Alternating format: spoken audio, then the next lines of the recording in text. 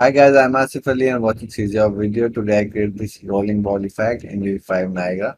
And if you haven't subscribed my YouTube channel yet, please subscribe it. If you like this video, like, share, and comment. So I have this map and let's create the effect. So if I take the Niagara and fountain effects. Okay. So what I need a ball first. We call it ball. Instead of a sprite, I can take a mesh and then we need a sphere. And I guess this one. Okay, let me check. Pivot should be in the center. Yeah, pivot is in the center.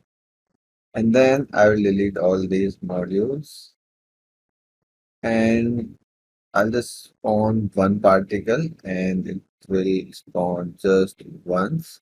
Or maybe let it infinite